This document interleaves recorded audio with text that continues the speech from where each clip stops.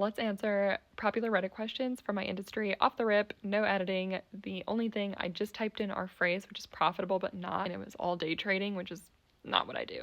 So I'm just now clicking into that phrase in the entrepreneur community specifically. Oh, hold on. Oh, I have to search it now. Profitable but not. Okay, feeling broke on a profitable business. 253 upvotes and 203 comments 2 months ago.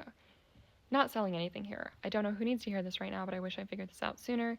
I run a service business that will do about $3 million in revenue this year, and despite my accountant telling me I was profitable and telling me to manage my money by cash in, cash out, I often felt broke and strapped. We collect from customers upfront and pay subcontractors on net 30 terms, so I look at our bank balance and never feel confident about how much that money was actually ours. I got into debates with the accountant as to why his advice fell off and tried to explain the nuances of my business, and he was adamant it didn't matter. That cash flow reports are what you go off of, and ultimately that he was being the professional and went with his theories. What finally clicked for me is that accounting and cash allocation are two different things. Instead of trading every dollar in the bank as available cash the way the accountant said, I now think of every deposit as being immediately allocated into segments. Subcontractor money, tax money, operating expense money, profit money.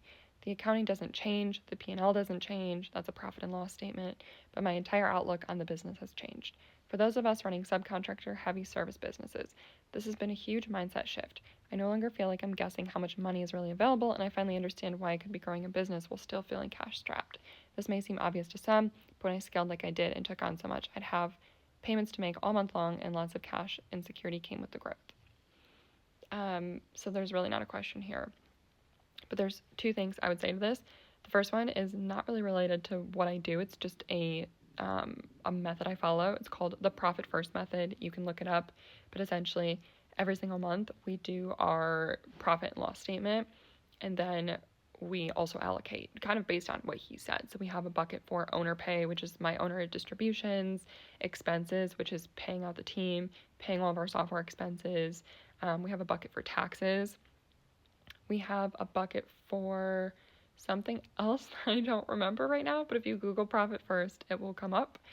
The other thing I would say is that a lot of times when cash flow gets tough, it comes back to margins, which is something that we push really hard at the 128 Collective. So especially them being a service-based business, I would really encourage them to go back and really thoroughly look at how engagements are being run from start to finish and make sure that there aren't obvious places where they're underutilizing resources or allowing projects to run over budget, and there might be some governance that they can apply to recover some of that potential margin.